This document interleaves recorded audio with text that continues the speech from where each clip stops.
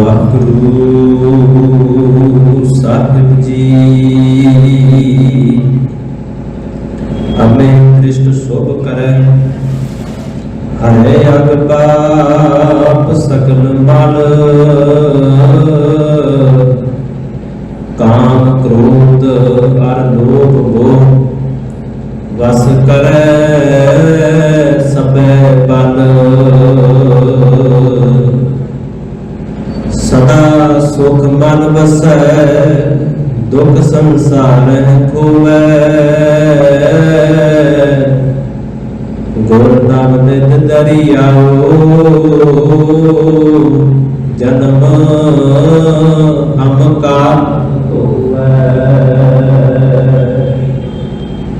राग गौरी महला नामा नार अचेत पाप दे रे दीन दयाल सगल पै भजन शरण ताहे तुम पर रे रहाओ वेद पुराण जास गुण गावत ताको नाम हिय मोहतर रे पावन नाम जगत में हर को सिमर सिमर कस मन सब हर रे मानस दे मानस दे मानस दे बहुर नह पावे कशु पाओ मुक्त का कर रे बहुर नह पावे मानस दे बहुर नह पावे कशु पाओ मुक्त का कर रे नानक कहत गाय करना मैं नानक कहत गाय करना मैं भव सागर के पार रे परम सम्मानित धन सतगुरु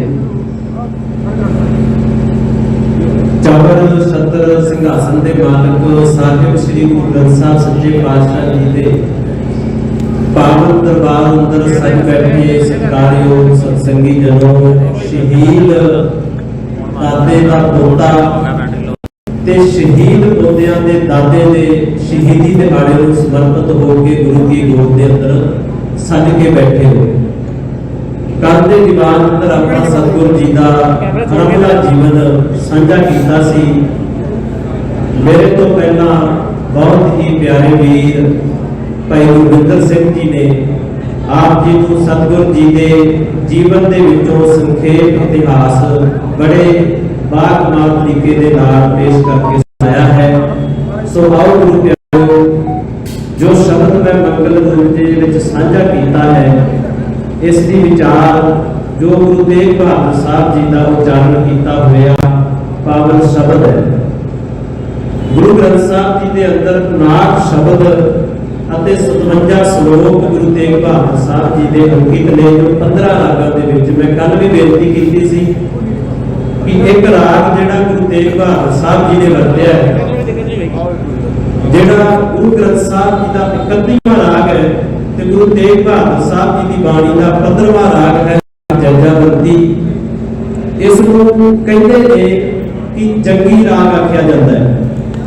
गुरु प्यारे जिस गुरु तेग बहादुर साहब के जीवन में असीं वैराग दे विच पढ़दे सुनदे हां त्याग की मूरत आखदे हां उन्हां दे जीवन दे अंदर जदों जंगी कौतुकां नूं असीं तकदे हां तां उन्हां दी बाणी दे अंदर इसदे अंश मिलदे ने जिस नूं निर्भयता दे विच असीं गुरु ग्रंथ साहिब जी दी गोद दे अंदरों बैठ के ते गुरु तेग बहादुर साहब जी दी बाणी दे अंदरों सरवण करदे हां। सो आओ विचार की रफ्ता तो पहला मालिक के चरणों में शीश नूं झुकाउंदे होया फतेह प्रवान करो। आखो जी वाहिगुरू जी का खालसा वाहिगुरू जी की फतेह। पावन शब्द की पहली पंक्ति है नर अचेत पाप ते डर ने। दो गल्लां आखियां गुरु तेग बहादुर साहब जी ने इस पावन शब्द के अंदर इस पंक्ति अंदर। पहली है अचेत। अचेत का भाव होता है बेसमझ बेखबर, जिहड़ा अपने जीवन प्रति सुचेत नहीं। और गुरु प्यारे जो सुचेत ना होवे अपनी जिंदगी के प्रति, वो इंसान अपनी जिंदगी के अंदरों कीमती चीज़ों का गवा ही लेता है और हमेशा वास्ते अपने जीवन के अंदर पछतावे का पल्ला फड़ देता है। गुरु अर्जन साहब पातशाह जी ने एक बड़ी प्यारी घटना का बयान किया है। सतगुरु कहते एक घर के अंदर चोर चोरी करने वास्ते आया ते चोरी करन आया जिहड़ा चोर सी उसने बड़े आराम के नाल घर दे विच चोरी की, सारा समान लुट के लैके चला गया। जदों सवेरे परिवार को पता लगा कि घर दे विच चोरी हुई है, कहते परिवार अपने आंढियां गुआंढियां नूं जाके दोष देने लगा कि साडे घर चोरी हो गई।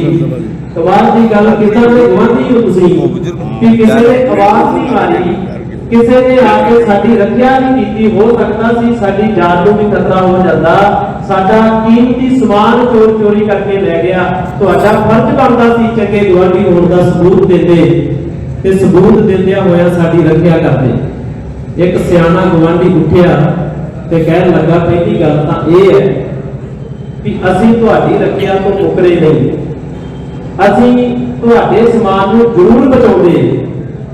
ਜਿਸ ਘਰ ਦੇ ਵਿੱਚ ਚੋਰ ਐਂਟਰ ਹੋਇਆ ਸੀ ਉਸ ਘਰ ਦੇ ਵਿੱਚ ਰਹਿਣ ਵਾਲੇ ਲੋਕਾਂ ਵਿੱਚੋਂ ਤਾਂ ਇੱਕ ਵੀ ਨਹੀਂ ਉੱਠਿਆ, ਸਾਰੇ ਬੇਖਬਰ ਘੂਕ ਸੁੱਤੇ ਪਏ ਸੀ।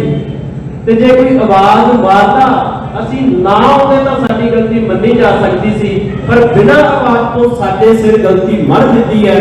ਤੁਹਾਡਾ ਸਾਰਾ ਪਰਿਵਾਰ ਆਪ ਸੁੱਤਾ ਪਿਆ ਸੀ ਤੇ ਜੇ ਚੋਰ ਕੀਮਤੀ ਵਸਤੂਆਂ ਲੈ ਗਿਆ ਹੈ ਤੇ ਇਹਦਾ ਦੋਸ਼ ਕਿਸੇ ਦੂਜੇ ਗਵਾਂਢੀ ਨੂੰ ਦਿੱਤਾ ਨਹੀਂ ਜਾ ਸਕਦਾ। ਸਤਿਗੁਰੂ ਦੇ ਬੋਲ ਨੇ ਕਹਿੰਦੇ ਨੈਨੋ ਨੀਂਦ ਪਰ ਦ੍ਰਿਸ਼ਟ ਵਿਕਾਰ।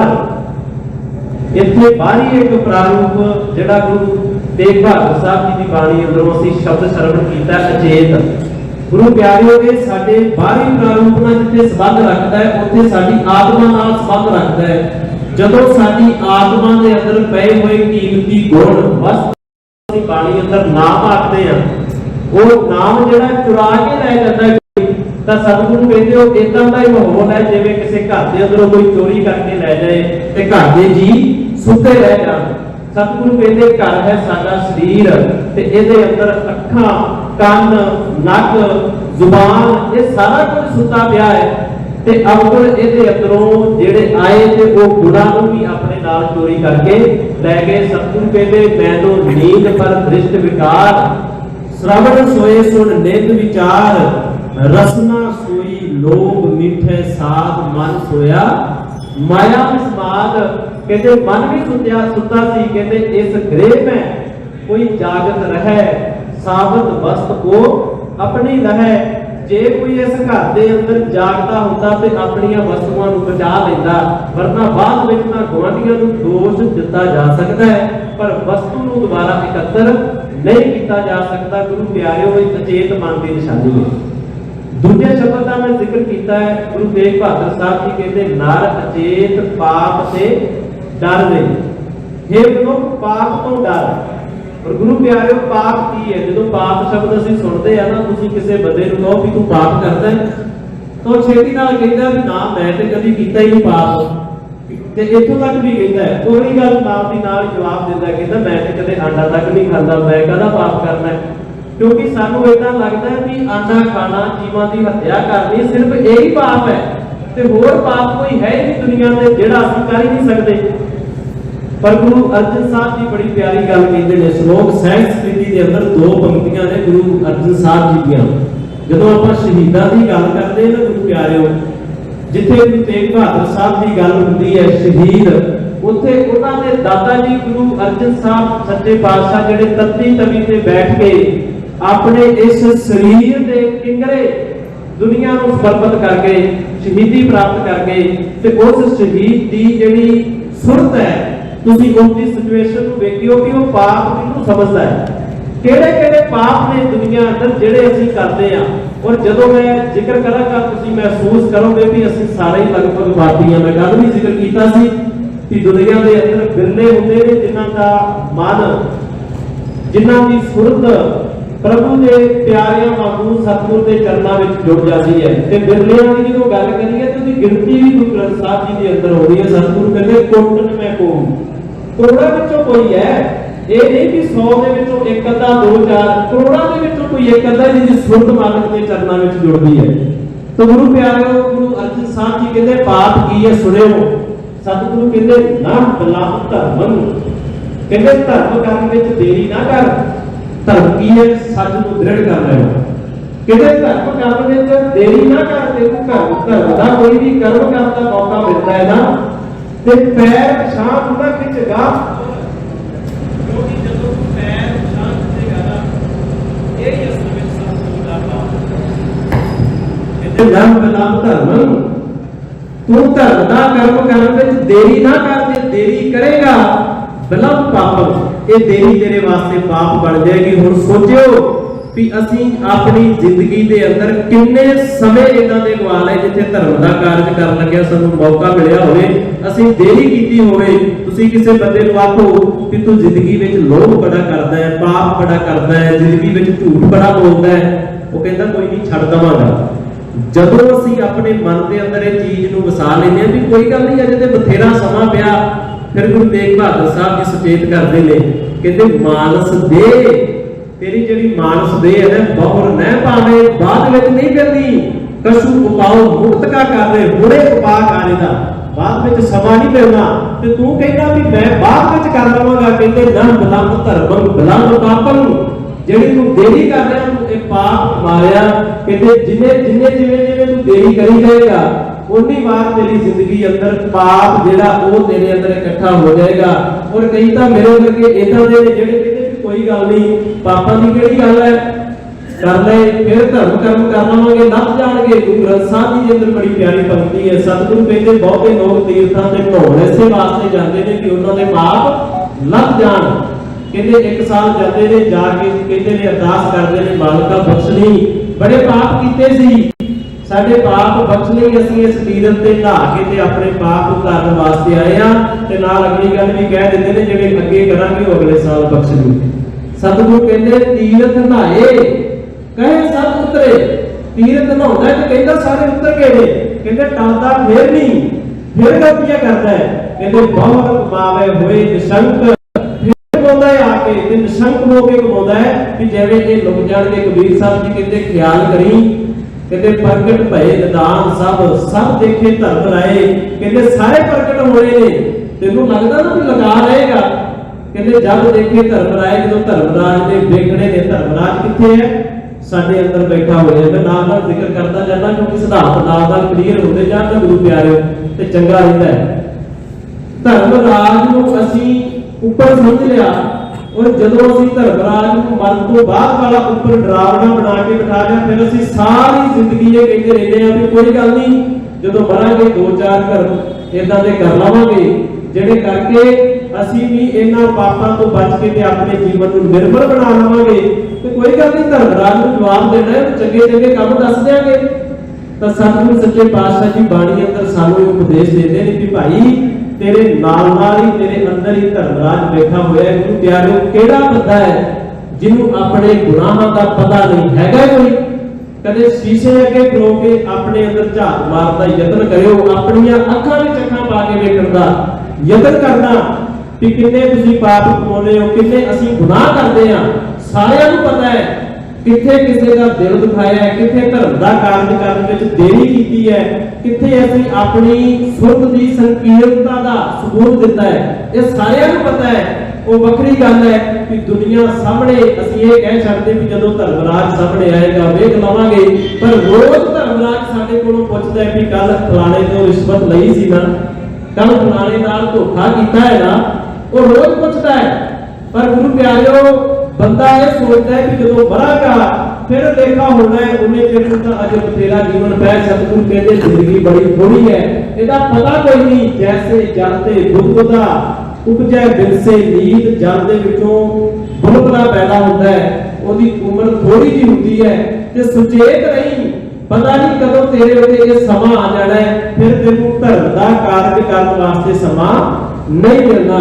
गुरु प्यारिओ, जिस गुरु दी शहीदी दिहाड़े नूं मनाउण वास्ते ਅਸੀਂ गुरु की गौद अंदर बैठे आ, सतगुरु कहते इक्को ही उपाय पापां तो बचण दा, ਉਹ है दीन दयाल सकल भै भंजन शरण ताहि तुम पारे। ਜਿਹੜਾ ਬਖਸ਼ਣ ਵਾਲਾ ਦੀਨ ਦਿਆਲ ਅਕਾਲ ਪੁਰਖ ਹੈ, ਉਹਨੇ ਤੇਰੇ ਅੰਦਰ ਨਿਰਭੈਤਾ ਪੈਦਾ ਕਰਨੀ ਹੈ, ਔਰ ਜਿਹੜੀ ਨਿਰਭੈਤਾ ਪੈਦਾ ਕਰਨੀ ਹੈ ਉਹਨੇ ਤੈਨੂੰ ਪਾਪਾਂ ਤੋਂ ਵਰਜਣਾ ਹੈ। ਜਦੋਂ ਮਨੁੱਖ ਪਾਪ ਕਰਨੇ ਛੱਡਦਾ ਹੈ ਨਾ, ਤੇ ਇਹਦੇ ਅੰਦਰ ਨਿਰਭੈਤਾ ਹੋਣੀ ਜ਼ਰੂਰੀ ਹੈ, ਨਿਰਭਉ ਹੋਣਾ ਜ਼ਰੂਰੀ ਹੈ।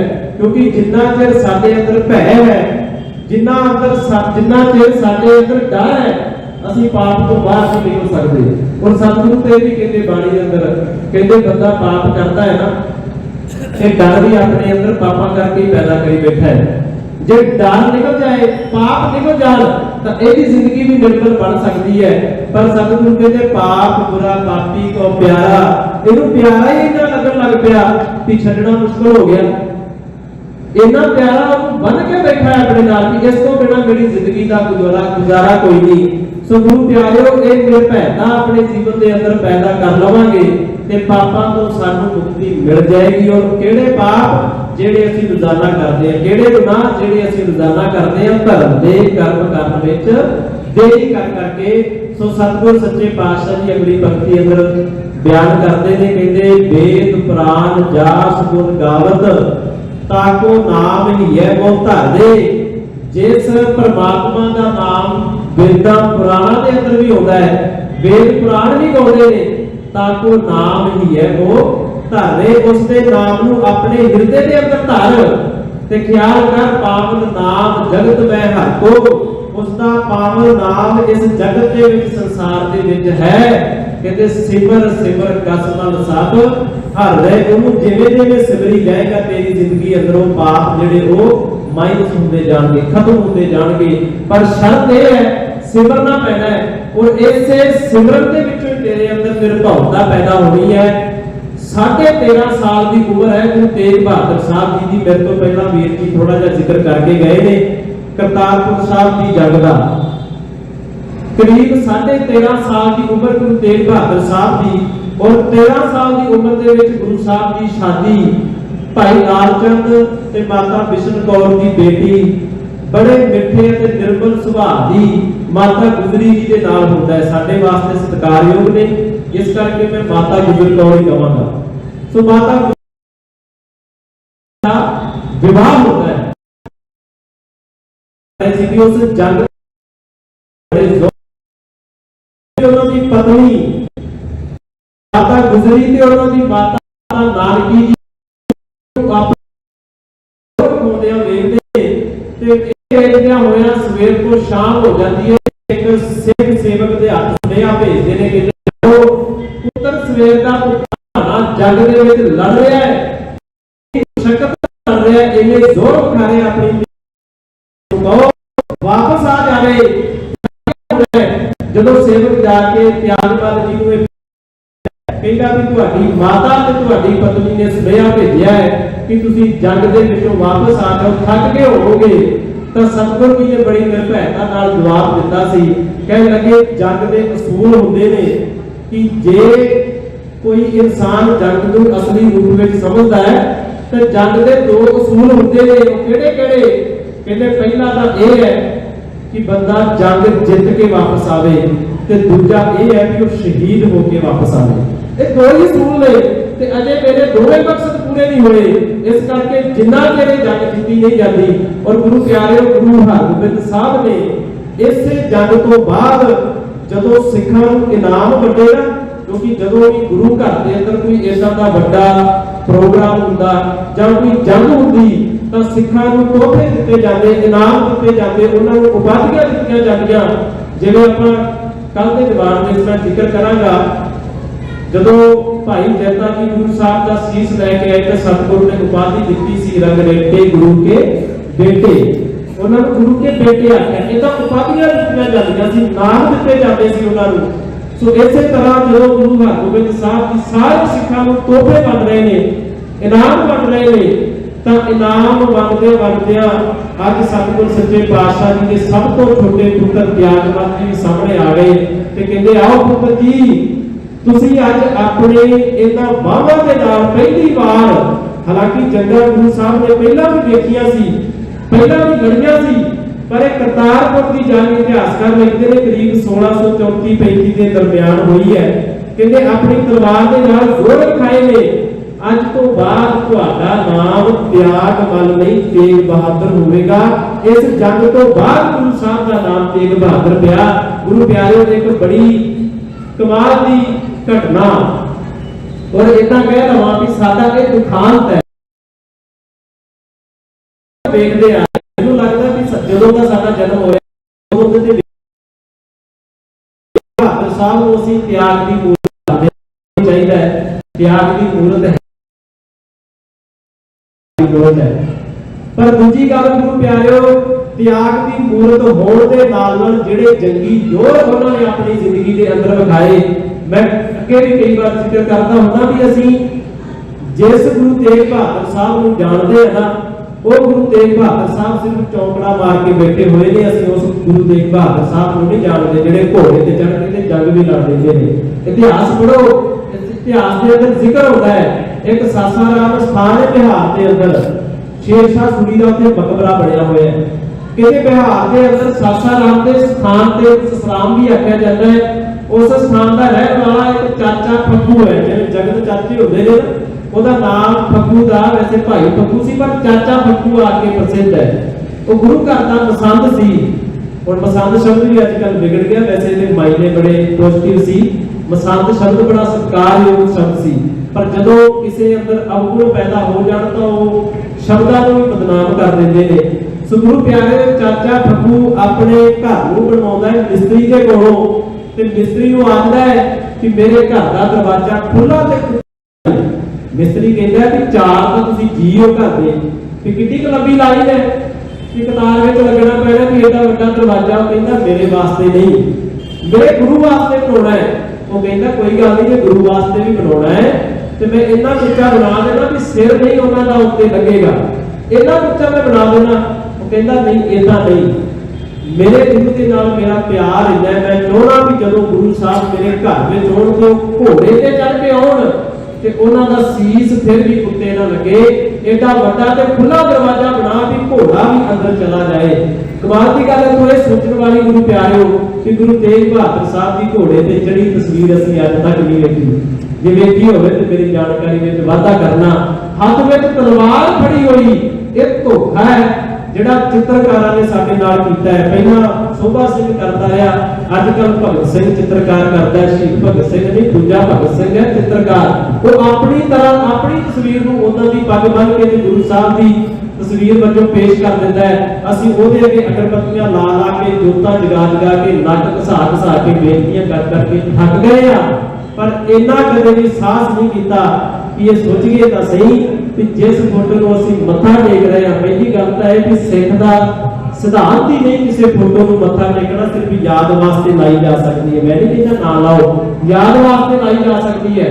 ਔਰ ਦੂਜੀ ਗੱਲ, ਯਾਦ ਵਾਸਤੇ ਵੀ ਉਹ ਫੋਟੋ ਲਾਓ ਜਿੱਤੇ ਘੱਟੋ ਘੱਟ ਵਿਸ਼ਵਾਸ ਤਾਂ ਹੋਵੇ ਕਿ ਇਹ ਗੁਰੂ ਦੀ ਹੋ ਸਕਦੀ ਹੈ, ਕਿ ਜਿਹੜਾ ਗੁਰੂ ਘੋੜੇ ਤੇ ਚੜ੍ਹ ਸਕਦਾ ਹੈ, ਜਿਹੜਾ ਗੁਰੂ ਜੰਗ ਲੜਦਾ ਹੈ।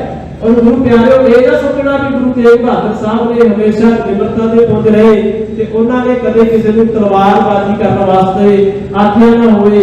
ਮੈਂ ਕਈ ਵਾਰ ਬੇਨਤੀ ਕਰਦਾ ਕਿ ਗੁਰੂ ਤੇਗ ਬਹਾਦਰ ਸਾਹਿਬ ਦਾ ਅਸਲੀ ਰੂਪ ਵੇਖਣਾ ਹੋਵੇ ਤਾਂ ਉਹਨਾਂ ਦੀ ਬਾਣੀ ਅੰਦਰੋਂ ਵੀ ਸਾਨੂੰ ਮਿਲਦਾ ਹੈ, ਜਿਹੜਾ ਮੈਂ ਆਰੰਭ ਵਿੱਚ ਬੇਨਤੀ ਕੀਤੀ ਹੈ, ਜੈਜਾ ਬੰਤੀ ਰਾਗ ਜੰਗੀ ਰਾਗ ਹੈ, ਜਿਹੜਾ ਸਿਰਫ ਤੇ ਸਿਰਫ ਗੁਰੂ ਤੇਗ ਬਹਾਦਰ ਸਾਹਿਬ ਨੇ ਵਰਤਿਆ ਹੈ। ਇੱਕ ਹੋਰ ਘਟਨਾ ਮੈਂ ਸਾਂਝੀ ਕਰ ਦਵਾਂ।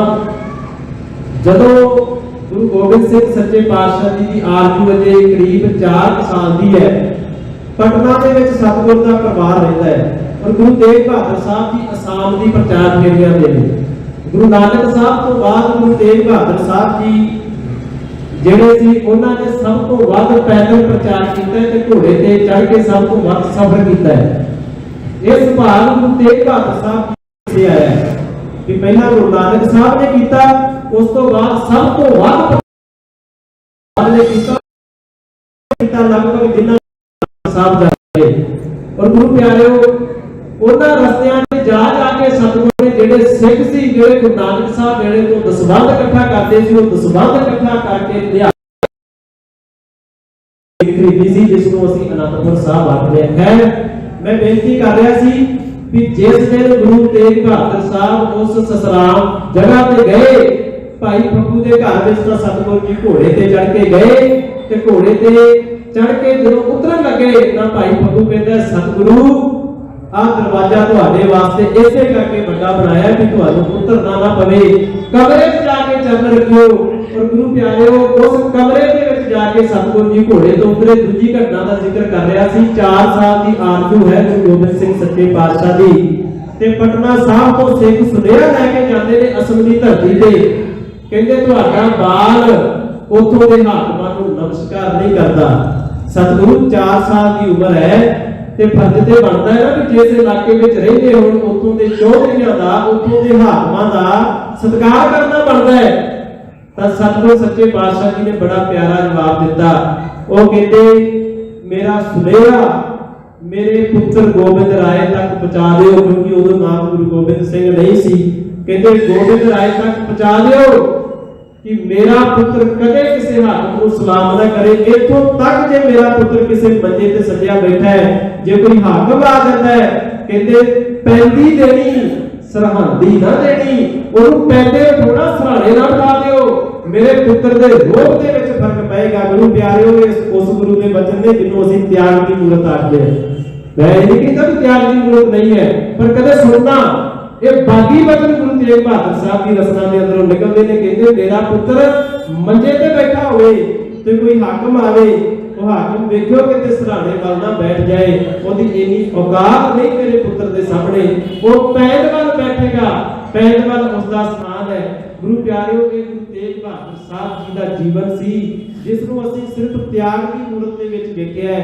ਔਰ ਇਦਾਂ ਨਹੀਂ ਹੈ ਕਿ ਗੁਰੂ ਤੇਗ ਬਹਾਦਰ ਸਾਹਿਬ ਜਾ ਕੇ ਉੱਥੇ ਸੀਸ ਦਿੰਦੇ ਨੇ ਕਿ ਉਹਨਾਂ ਨੇ ਉੱਥੇ ਕੋਈ ਬਚਨ ਨਹੀਂ ਕੀਤਾ ਹੋਵੇਗਾ। ਮੇਰੇ ਤੋਂ ਪਹਿਲਾਂ ਵੀਰ ਜੀ ਜ਼ਿਕਰ ਕਰ ਰਹੇ ਸੀ, ਸਤਿਗੁਰੂ ਨੇ ਆਖਿਆ, ਮੈਂ ਤੇਗ ਤੇ ਕੱਢ ਲੈ ਤੇਗ, ਤੂੰ ਵੀ 1-2 ਨਹੀਂ ਕੱਢ ਲੈ 100 ਤੇਗਾ। ਮੈਂ ਤਾਂ ਜੰਮਦਿਆਂ ਤੇਗਾਂ ਦੀ ਸ਼ਾਮ ਆਣੀ ਵੇਖ ਬਾਪੂ ਦੀਆਂ ਪੈਣੀਆਂ 2 ਤੇਗਾ। ਉਹ ਮੈਨੂੰ ਲੱਖ ਤੇ ਤੇਗ ਬਹਾਦਰੀ ਦਾ ਮੇਰੇ ਸਾਹਮਣੇ ਸਕਦੀਆਂ ਖਲੋ ਤੇਗਾ। ਕਹਿੰਦੇ ਮੇਰੇ ਪਿਤਾ ਦੀ ਅੱਖ ਬਹਾਦਰੀ ਦੇ ਰਿਹਾ ਪਰਖਦਾ ਤੇਰਾ ਪਿਓ ਤੇਗਾ। ਜਦੋਂ ਮੇਰਾ ਪਿਤਾ ਜੰਗ ਲੜਦਾ ਸੀ ਤੇ ਔਰੰਗਜ਼ੇਬ, ਤੇਰਾ ਪਿਤਾ ਸ਼ਾਹਜਹਾਨ ਜੰਗੀ ਤਲਵਾਰ ਅਜ਼ਮਾਉਂਦਾ ਰਿਹਾ, ਪਰ ਹਰ ਵਾਰ ਮੂੰਹ ਖਾ ਕੇ ਵਾਪਸ ਆਇਆ। ਪਰ ਖਿਆਲ ਕਰੀ, ਮੈਨੂੰ ਤਾਂ ਲੱਖ ਤੇਗ ਬਹਾਦਰੀ ਦਾ। ਕਹਿੰਦੇ ਇਹ ਨਾਮ ਤੇਗ ਬਹਾਦਰ ਐਵੇਂ ਨਹੀਂ ਪਿਆ, ਇਹ ਇਨਾਮ ਦੇ ਵਿੱਚ ਦਿੱਤਾ ਮੇਰੇ ਪਿਤਾ ਨੇ।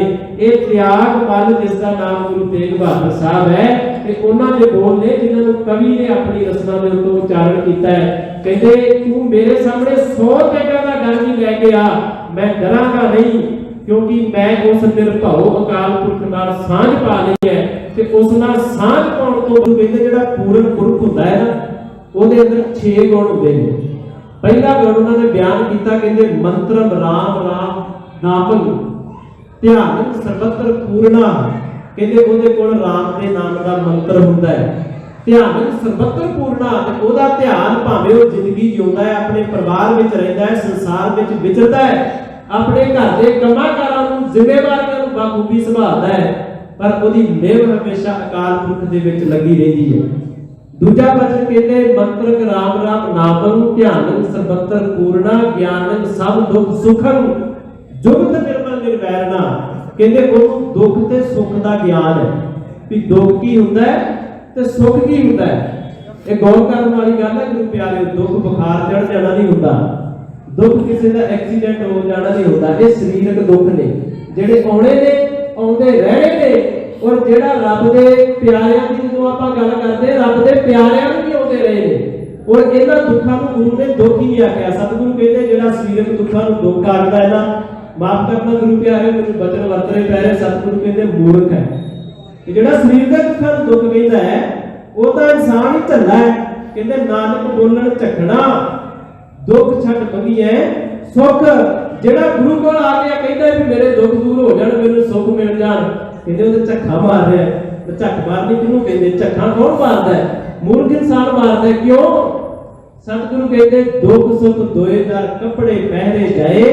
ਮਨੁੱਖ ਦੁੱਖ ਤੇ ਸੁੱਖ ਇਹ ਤਾਂ ਕੱਪੜਿਆਂ ਵਾਂਗੂ ਨੇ। ਕੋਈ ਬੰਦਾ ਸਵੇਰ ਦੇ ਵੇਲੇ ਬੜੇ ਸੋਹਣੇ ਨਿਰਮਲ ਵਸਤਰ ਪਹਿਨ ਲਵੇ ਤੇ ਸ਼ਾਮੀ ਉਹ ਵਸਤਰ ਗੰਦੇ ਹੋ ਜਾਣ ਤੇ ਸਿਰ ਤੇ ਹੱਥ ਰੱਖ ਕੇ ਬੈਠਦੇ ਕਿ ਗੰਦੇ ਹੋ ਗਏ। ਬੜਾ ਦੁੱਖ ਹੈ ਜ਼ਿੰਦਗੀ ਦੇ ਵਿੱਚ ਕਿ ਇਹਨਾਂ ਮਲਾਲ ਇਹਨਾਂ ਦੁੱਖ ਕਿ ਕੱਪੜੇ ਪਾਏ ਸੀ ਸਵੇਰੇ ਗੰਦੇ ਹੋ ਗਏ, ਕੀ ਕਰਾਂ? ਤੇ ਸਿਆਣਾ ਬੰਦਾ ਸਲਾਹ ਲੈ ਭਾਈ ਕੋਈ ਵੱਡੀ ਗੱਲ ਨਹੀਂ ਹੈ, ਸਾਬਣ ਲੈ, ਪਾਣੀ ਲੈ, ਧੋ ਕੇ ਸੁੱਕਣੇ ਪਾ, ਪ੍ਰੈਸ ਕਰ, ਸੁੱਕ ਜਾਣਗੇ, ਫਿਰ ਪਾ ਲਵੀਂ।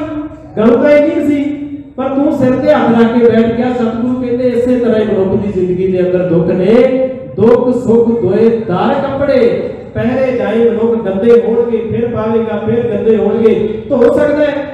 ਇਸੇ ਤਰ੍ਹਾਂ ਮਨੁੱਖ ਦੀ ਜ਼ਿੰਦਗੀ ਅੰਦਰ ਛੋਟੇ ਛੋਟੇ ਦੁੱਖ ਆਉਂਦੇ ਰਹਿੰਦੇ ਨੇ, ਪਰ ਸਤਿਗੁਰੂ ਕਹਿੰਦੇ ਸਾਨੂੰ ਉਹ ਗਿਆਨ ਗ੍ਰਹਿਣ ਕਰਨ ਦੀ ਲੋੜ ਹੈ ਜਿਹੜਾ ਦੁੱਖ ਤੇ ਸੁੱਖ ਦੀ ਸਾਨੂੰ ਪਹਿਚਾਣ ਕਰਾ ਸਕੇ ਵੀ ਦੁੱਖ ਤੇ ਸੁੱਖ ਅਸਲ ਵਿੱਚ ਹੁੰਦਾ ਕੀ ਹੈ। ਜੇ ਦੁੱਖ ਜਦੋਂ ਬੰਦਾ ਇਹਨੂੰ ਸਮਝਦਾ ਹੈ ਨਾ ਤੇ ਦੂਜੇ ਪਾਸੇ ਆਪੋਜ਼ਿਟ ਵੇਖੀਏ ਇਸ ਲਫ਼ਜ਼ ਨੂੰ ਤੇ ਸੁੱਖ ਵੀ ਅਸੀਂ ਇਹਨੂੰ ਸਮਝਦੇ ਹਾਂ ਕਿ ਚੰਗੇ ਕੱਪੜੇ ਪਾ ਲਏ ਸੁੱਖ ਹੈ, ਚੰਗੇ ਬੈੱਡ ਤੇ ਸੋ ਗਏ ਇਹ ਸੁੱਖ ਹੈ। ਔਰ ਇਹਨਾਂ ਚੀਜ਼ਾਂ ਤੋਂ ਹੀ ਮਨੁੱਖ ਲੱਭਦਾ ਫਿਰਦਾ ਹੈ। ਗੁਰੂ ਪਿਆਰਿਓ ਸੰਸਾਰਿਕ ਬੰਧਨਾਂ ਦੇ ਵਿੱਚ ਮੈਂ ਕੱਲ ਬੇਨਤੀ ਕਰਦਾ ਸੀ ਕਿ ਇਸੇ ਕਰਕੇ ਮਨੁੱਖ ਗੁਲਾਮ ਬਣਿਆ। ਸੁਖ ਕੈ ਹੇਤ ਬਹੁਤ ਦੁਖ ਪਾਵਤ ਸੇਵ ਕਰਤ ਜਨ ਜਨ ਕੀ।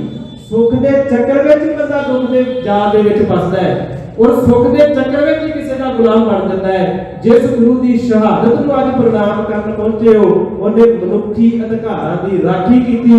ਔਰ ਗੁਰੂ ਪਿਆਰਿਓ ਮਨੁੱਖੀ ਅਧਿਕਾਰਾਂ ਦੇ ਵਿੱਚ ਇੱਕ ਲਫ਼ਜ਼ ਗੁਲਾਮੀ ਆਉਂਦਾ ਹੈ। ਜਿਹੜਾ ਉਸ ਗੁਲਾਮੀ ਦੇ ਵਿੱਚੋਂ ਗੁਰੂ ਸਾਨੂੰ ਕੱਢਣਾ ਚਾਹੁੰਦਾ ਹੈ ਉਹੀ ਅਸਲ ਵਿੱਚ ਮਨੁੱਖੀ ਅਧਿਕਾਰ ਨੇ। ਉਹ ਗੁਰੂ ਕਹਿੰਦਾ ਬੰਦਿਆ ਗੁਲਾਮ ਨਾ ਬਣ, ਦੂਜਿਆਂ ਦਾ ਗੁਲਾਮ ਤੇ ਕੀ ਬਣਨਾ। ਇੱਥੇ ਬੰਦਾ ਆਪਣੇ ਮਨ ਦਾ ਹੀ ਗੁਲਾਮ ਬਣਿਆ ਬੈਠਾ ਹੈ ਔਰ ਜੰਜੀਰਾਂ ਦੇ ਵਿੱਚ ਜਕੜਿਆ ਹੋਇਆ ਮਹਿਸੂਸ ਕਰਦਾ ਹੈ। ਉਹ ਵੱਖਰੀ ਗੱਲ ਹੈ, ਅਸੀਂ ਮੂੰਹ ਤੋਂ ਕਿਸੇ ਨੂੰ ਬੋਲ ਕੇ ਨਹੀਂ ਦੱਸ ਸਕਦੇ, ਪਰ ਸਤਿਗੁਰੂ ਕਹਿੰਦੇ ਨਾਨਕ ਅਵਗੁਣ ਜਿਤਨੇ ਤੇਤੇ ਗਲੀ ਜੰਜੀਰ ਤੇਰੇ ਗਲ ਵਿੱਚ ਜੰਜੀਰ ਵਾਂਗੂ ਪਏ ਨੇ। ਜਿਹੜੇ ਅਵਗੁਣ ਇਕੱਠੇ ਕੀਤੇ ਨੇ ਤੂੰ ਜ਼ਿੰਦਗੀ ਦੇ ਅੰਦਰ ਤੇ ਖਿਆਲ ਕਰੀ ਇਹ ਅਵਗੁਣ ਹੀ ਤੈਨੂੰ ਗੁਲਾਮ ਬਣਾ ਦਿੰਦੇ ਨੇ। ਗੁਰੂ ਪਿਆਰਿਓ ਗੁਰੂ ਤੇਗ ਬਹਾਦਰ ਸਾਹਿਬ ਦੁਨੀਆ ਦੇ ਅੰਦਰ ਕਿਸੇ ਨੂੰ ਗੁਲਾਮ ਨਹੀਂ ਵੇਖਣਾ ਚਾਹੁੰਦੇ ਸੀ। ਜਦੋਂ ਕਿਰਪਾ ਰਾਮ ਪੰਡਤ ਕਸ਼ਮੀਰ ਦੇ ਅੰਦਰੋਂ ਆਉਂਦਾ ਹੈ ਅਨੰਦਪੁਰ ਸਾਹਿਬ ਦੀ ਧਰਤੀ ਦੇ ਉੱਤੇ, ਉਹਨੂੰ ਗੁਲਾਮੀ ਦਾ ਅਹਿਸਾਸ ਹੁੰਦਾ ਹੈ। ਸਤਿਗੁਰੂ ਕਹਿੰਦੇ ਅਸੀਂ ਗੁਲਾਮੀ ਵੇਖ ਨਹੀਂ ਸਕਦੇ ਕਿਉਂਕਿ ਗੁਲਾਮੀ ਜਿਹੜੀ ਹੈ ਨਾ ਗੁਰੂ ਪਿਆਰਿਓ, ਗੁਲਾਮੀ ਦੇ ਅੰਦਰ ਬੰਦੇ ਦਾ ਸਰੀਰ ਤਾਂ ਹੁੰਦਾ ਹੈ ਪਰ ਕਿਸੇ ਦੇ ਅਧੀਨ ਹੁੰਦਾ ਹੈ। ਗੁਲਾਮੀ ਅੰਦਰ ਦੁਨੀਆ ਦੇ ਵਿੱਚ ਉਸ ਹਮਦਰਦੀ ਦਾ ਖਿਆਲ ਰੱਖਣਾ ਤੇ ਲੋਕਾਂ ਦੇ ਹਮਦਰਦ ਬਣਨਾ, ਉਹਨਾਂ ਉੱਤੇ ਦਇਆ ਕਰਨੀ। ਅਸੀਂ ਜਦੋਂ ਕਿਸੇ ਦਾ ਅਵਗੁਣ ਵੇਖਦੇ ਆ ਨਾ ਗੁਰੂ ਪਿਆਰਿਓ, ਅਸੀਂ ਉਹਦੇ ਉੱਤੇ ਦਇਆ ਨਹੀਂ ਕਰਦੇ, ਸਗੋਂ ਹੋਰ ਪਾਪ ਦੇ ਭਾਗੀ ਬਣ ਜਾਂਦੇ ਆ। 10 ਬੰਦਿਆਂ ਨੂੰ ਦੱਸਦੇ ਆ ਫਲਾਣਾ ਬੰਦਾ ਫਲਾਣੀ ਜਗ੍ਹਾ ਤੇ ਫਲਾਣਾ ਗਲਤ ਕੰਮ ਕਰਦਾ ਮੈਂ ਵੇਖਿਆ ਸੀ। ਇੱਥੋਂ ਤੱਕ ਅੱਜ ਕੱਲ੍ਹ ਤਾਂ ਸੋਸ਼ਲ ਮੀਡੀਆ ਵੀਡੀਓ ਵੀ ਬਣਾ ਕੇ ਪਾ ਦਿੰਦੇ ਵੀ ਆਹ ਵੇਖੋ ਫਲਾਣਾ ਬੰਦਾ ਮਾੜਾ ਕਰ ਰਿਹਾ ਹੈ। ਗੁਰੂ ਪਿਆਰਿਓ ਦਇਆਲਨ ਸਰਬੱਤਰ ਦੀਆਂ ਸੋਚ ਵੇਖੋ। ਜਿਸ ਗੁਰੂ ਦਾ ਸ਼ਹੀਦੀ ਦਿਹਾੜਾ ਮਨਾ ਰਹੇ ਹੋ ਉਸ ਪੂਰਨ ਪੁਰਖ ਦੀ ਗੱਲ ਗੁਰੂ ਅਰਜਨ ਸਾਹਿਬ ਨੇ ਕੀਤੀ। ਉਸ ਪੂਰਨ ਪੁਰਖ ਦੀ ਸੁਰਤ ਕਿੰਨੀ ਉੱਚੀ ਹੈ ਜਿਹੜਾ ਕਿਸੇ ਦੇ ਅਵਗੁਣ ਵੇਖ ਕੇ ਵੀ ਚਿਤਾਰਦਾ ਨਹੀਂ।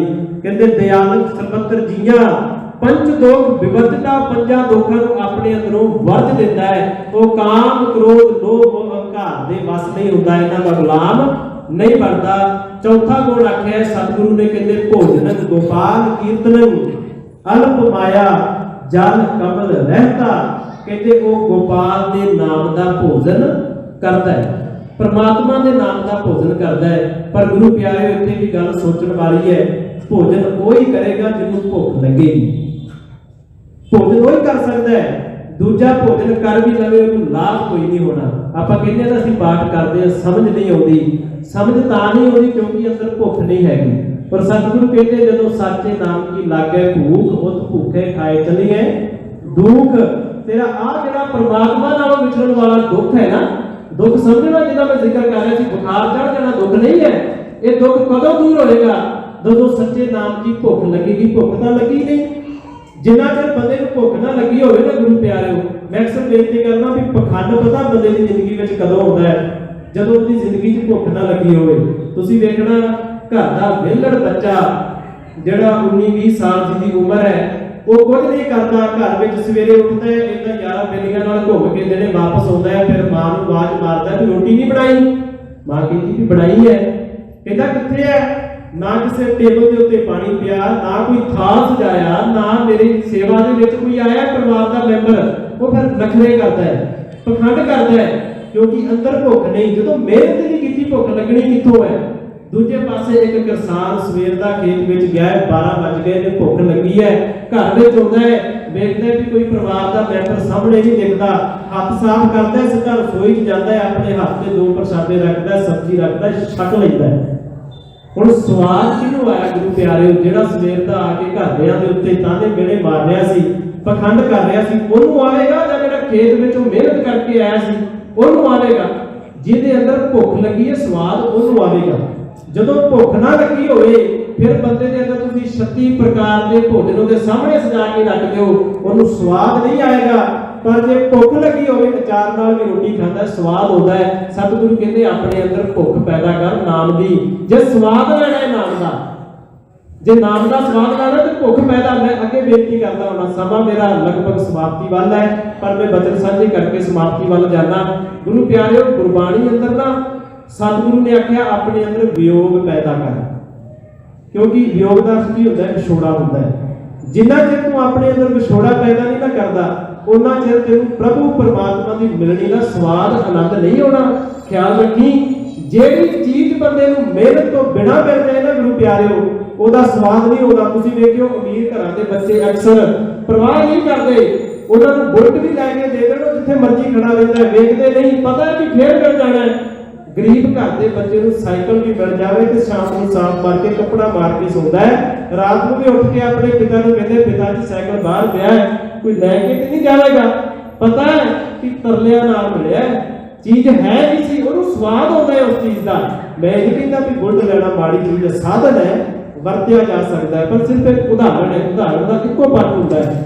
ਸਤਿਗੁਰੂ ਕਹਿੰਦੇ ਜਿੰਨਾ ਚਿਰ ਤੇਰੇ ਅੰਦਰ ਭੁੱਖ ਨਹੀਂ, ਯੋਗ ਦੀ ਭੁੱਖ ਨਹੀਂ, ਉਹਨਾਂ ਚਿਰ ਤੈਨੂੰ ਪ੍ਰਭੂ ਪਰਮਾਤਮਾ ਦੀ ਜਿਹੜੀ ਮਿਲਣੀ ਹੈ ਉਹਦਾ ਆਨੰਦ ਸਵਾਦ ਨਹੀਂ ਹੋਣਾ। ਗੁਰੂ ਨਾਨਕ ਸਾਹਿਬ ਦਾ ਇੱਕ ਪਾਵਨ ਸ਼ਬਦ ਹੈ, ਸਤਿਗੁਰੂ ਜੀ ਜੀਵ ਇਸਤਰੀ ਰੂਪ ਦੇ ਵਿੱਚ ਪੇਸ਼ ਕਰਦੇ ਨੇ, ਕਹਿੰਦੇ ਸੁਪਨੇ ਆਇਆ ਭੀ ਗਿਆ।